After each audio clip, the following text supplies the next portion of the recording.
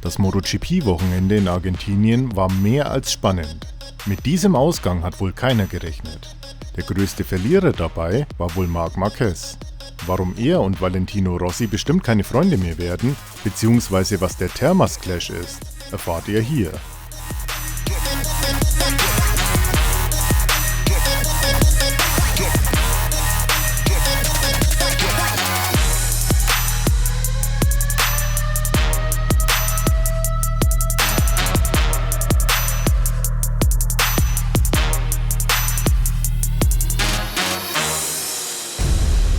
Am Wochenende musste die MotoGP mit ständig wechselnden Wetterbedingungen klarkommen.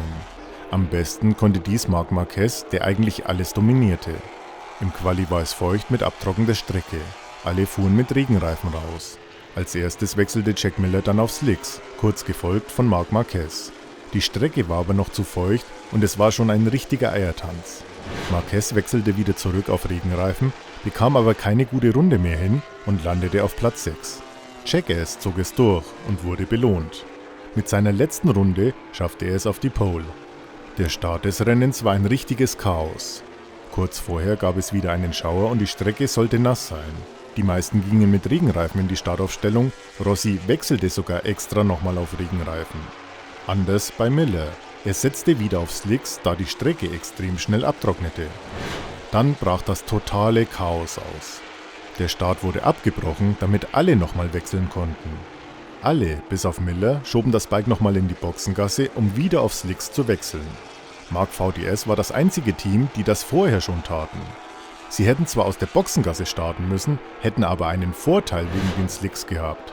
Durch den Startabbruch wurde ihnen dieser Vorteil gestohlen. Miller, der einzige Fahrer auf der Strecke.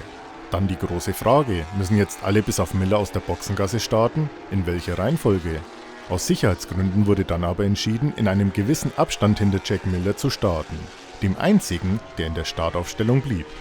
Bis das allerdings ausdiskutiert wurde, dauerte es ganz schön. Das Rennen wurde dann auch auf 24 Runden verkürzt. Startaufstellung. Marquez Honda ging aus. Er schob sie an, fuhr zurück und nahm dann wieder seinen Platz in der Startaufstellung ein. Ein Manöver, das eigentlich nicht erlaubt ist. Er hätte eigentlich aus der Boxengasse starten müssen. Der Start. Natürlich führte Miller in die erste Kurve. Danach Pedrosa, Sarko und Marquez. Marquez vorbei an Sarko, dahinter schon Rins und Crutchlow. Marquez an Pedrosa vorbei und bereits eine Attacke gegen Miller. Der blieb aber noch vorn. Sarko mit einem sehr gewagten Manöver gegen Pedrosa. Er drückte sich innen in die Kurve, beide konnten deswegen nicht richtig bremsen. Pedrosa wurde entsprechend etwas rausgedrückt, kam auf einen nassen Fleck und flog per Highsider ab. Damit war dann die erste Runde geschafft. Dovizioso lag auf Platz 7, Rossi auf 8, Lüthi auf 18 und Lorenzo hatte große Probleme und fuhr dem Feld hinterher. Dann Marquez an Miller vorbei und dadurch auf Platz 1. Runde 5. Rossi musste schon fast kampflos seinen 8. Platz an Iannone abgeben. Er hatte Probleme mit dem Grip beim Herausbeschleunigen aus Kurven.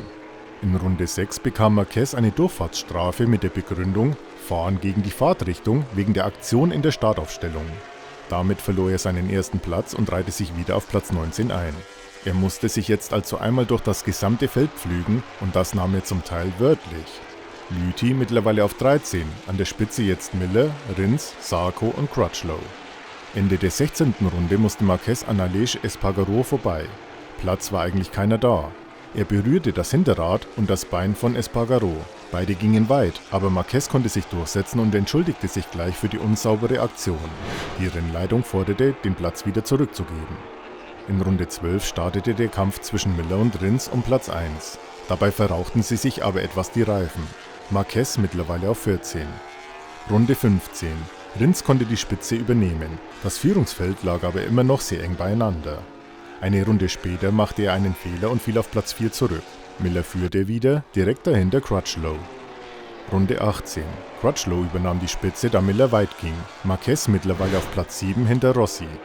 Runde 20. Marquez wollte in Turn 13 an Rossi vorbei. Wieder startete er ein extrem optimistisches Manöver, stach in die Kurve, wo eigentlich kein Platz war. Es kam zu einem heftigen Rempler, beide gingen weit. Rossi schaffte es nicht mehr auf der Strecke zu bleiben, kam aufs Grün und stürzte. Marquez gelang es, auf der Strecke zu bleiben, drehte sich zu Rossi um und hob zur Entschuldigung den Arm. Rossi bekam seine Maschine nochmal zum Laufen, sein Rennen war aber damit trotzdem versaut. Der Termas Clash. Sarko hatte mittlerweile die Spitze übernommen. Miller musste abreißen lassen und fuhr auf 4. In der vorletzten Runde übernahm Crutchlow wieder die Führung. Rossi durch den Vorfall mit Marquez nur auf Platz 19. In der letzten Runde schaffte es Marquez noch an Viñales vorbei, auf Platz 5. Gewonnen hat Crutchlow vor Sarko und Rins. Marquez bekam wegen der Aktion mit Rossi noch eine 30-Sekunden-Strafe und wurde dadurch als 18. gewertet.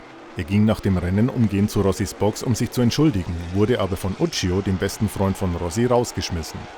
Rossi ist der Meinung, Marquez habe keinen Respekt, versucht absichtlich andere zum Stürzen zu bringen, da ihn das scheinbar glücklich macht. Er bringe andere Fahrer in Gefahr und zerstöre damit den Sport. Rossi hat sich diesbezüglich bei der Rennleitung beschwert und Konsequenzen gefordert. Danke fürs Schauen. Weitere und ständig aktualisierte Nachrichten bekommt ihr auf motorcycles.news oder in der kostenlosen Motorradnachrichten-App für Android und iOS. Wir sehen uns.